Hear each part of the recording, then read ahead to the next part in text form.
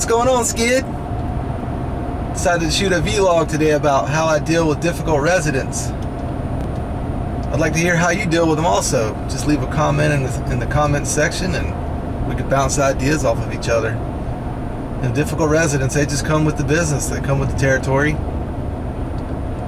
And it's something I've struggled with ever since I've started in this business back in 2003.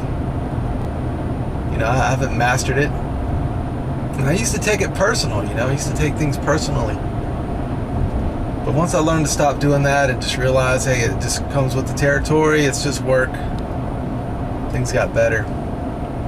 But what I do is I'll find something around their apartment, like a music CD or a movie DVD or a book, and get them talking about that. Get their mind off the problem and get them talking about that.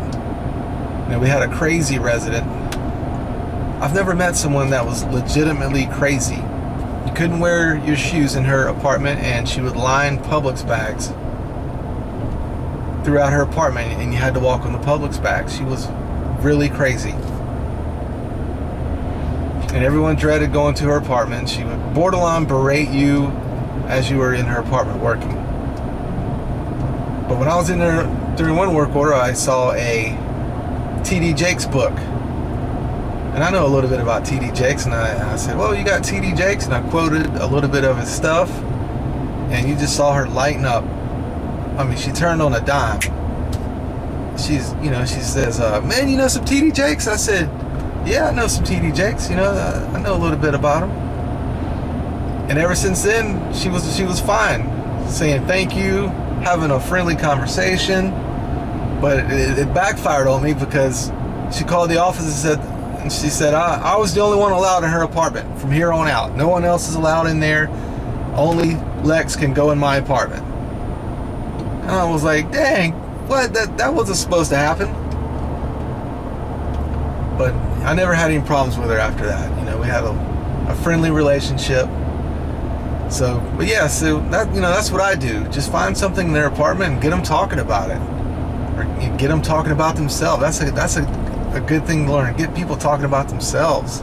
No one likes talking about anything more than themselves. People love talking about themselves. So if you can do that, it's like a Jedi mind trick. You'll see them lighten up and things will get better. But difficult residents, just don't take it personally, That's one thing I had to learn, and it's still a battle with me today. Now, I'm not saying be a pushover. There's been a few times where I've had to tell residents, look, you check your tone before you address me next time. Don't be a pushover.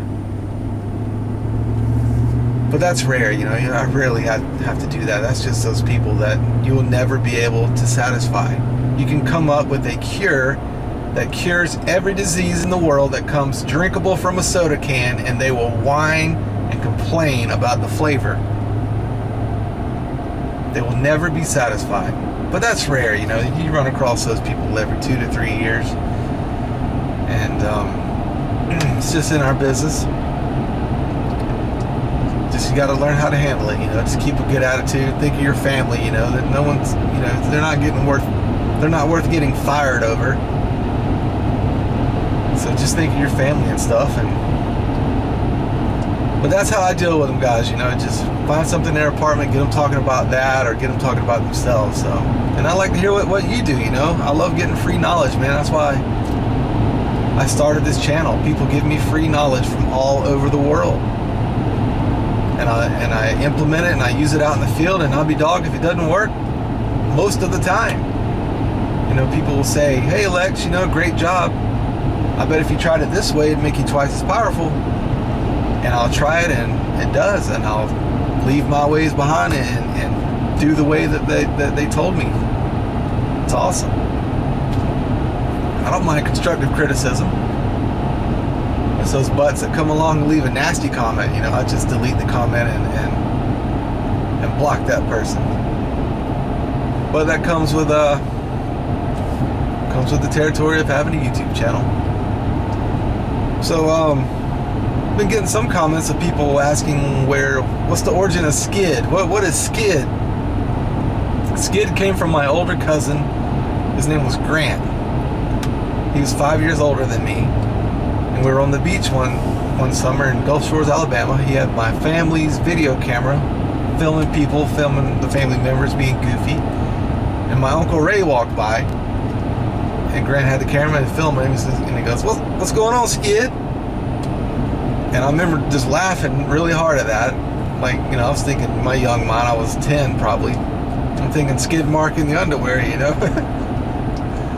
Even my Uncle Ray got a kick out of it, you know. He's like, young whippersnappers.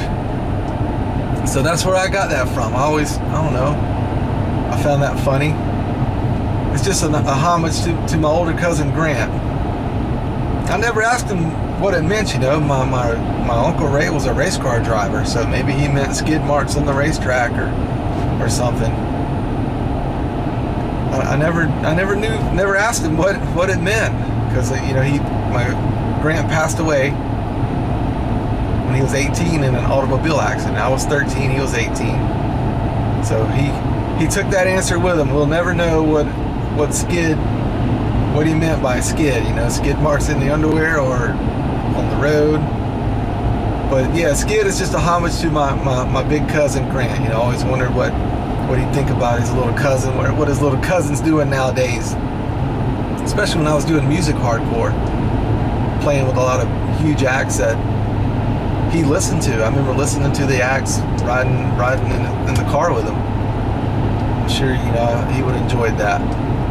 Handing out backstage passes to the pretty girls and stuff. Or the backstage betties, as we called them in my younger days. But yeah, skid is just an old homage to my big cousin Grant. And let's see, what else? I get a lot of new guys in the industry wanting tips and stuff. You know, my only tip is just become an above average maintenance guy. Grow, keep learning, keep growing. Become an above average maintenance guy.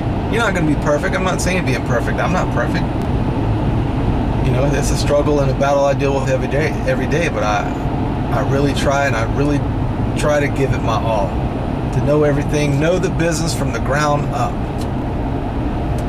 You know, there's too many guys out there wanting to do above average jobs for above average pay without becoming an above average person. And it's not going to work out.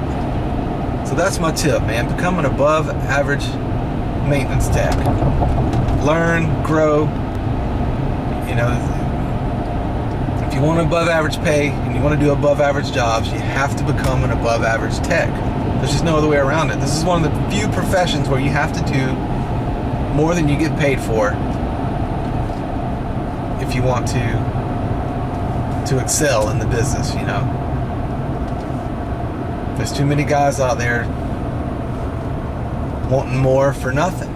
I mean, it's like going to a fireplace and holding your hands out going, okay, fireplace, give me heat, and then I'll put some wood in. It's never going to happen.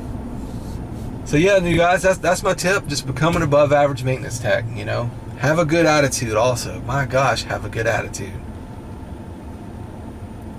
It's something I struggle with, but I do my best at it, you know. Come in and say good morning with a smile on your face. And, you know, you'll see things change. Good things. Good things will start happening. So that's it, guys. Just want to shoot a little vlog. It's been slow out my way, which is a good thing. I guess that means things are getting fixed correctly and the work order box stays slim. There hasn't been anything worth filming, unless you want to see me do some light bulbs and stuff. So that's it, man. I'll see y'all in the next one. Late.